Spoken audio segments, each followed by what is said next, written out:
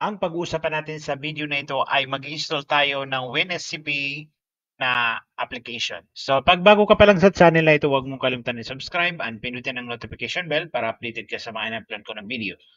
So, actually, kailangan natin i-download ito, i-install ito sa ating application sa ating laptop para ma-upload natin sa VMware yung ating mga iOS, yung router, switches, kung gusto natin maglagay ng other application.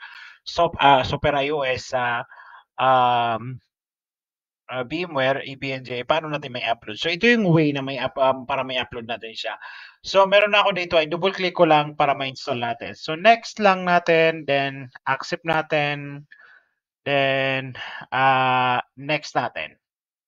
So, install, then finish. So, maliit na application lang siya. And then, pag binuksan ko ngayon ang aking VMware ay ma-access ko na ngayon ang aking EBNG na interface. So, example natin, para ma-access natin, yan, i-run ko muna yung aking VMware, tapos ano ko muna, i-access ko siya via browser, Chrome. Anyway, wala pa yung IP address niya.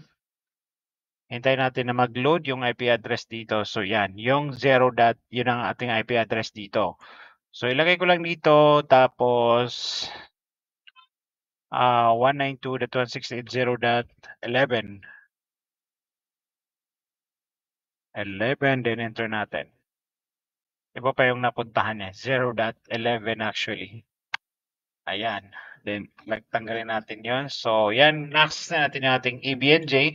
Ngayon, paano tayo mag-upload dyan ng iOS na router o kaya switches? So, para ma-access natin yan, kailangan natin yung in-install natin na WinSCP. So, i-close ko to. Tapos, yan. So, ilagay natin dito yung IP address na nakuha natin dito. Yung IP address na nagsushow dito sa ating EBNG. So,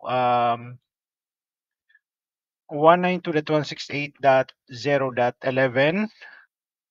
Then, yung ating port din, yung username natin dito ay root. Kung na-check mo yung description ng napanood mo yung previous video ko para mag-install, ay check mo dong. Ang ating default password ay root, then, username ay root, at saka yung password natin ay EBNG. Tapos, isave natin ito, update. So, kung makikita nyo, mayroon tayong access ngayon dito sa ating EBNG VMware, VM.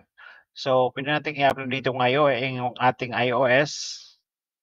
Ayan. So, OPT, tapos dito sa QEMU para makapag-install tayo ng mga router na Cisco router. So, hanggang dito lang, and huwag niyong kalimutan i-like and subscribe ang aking YouTube channel.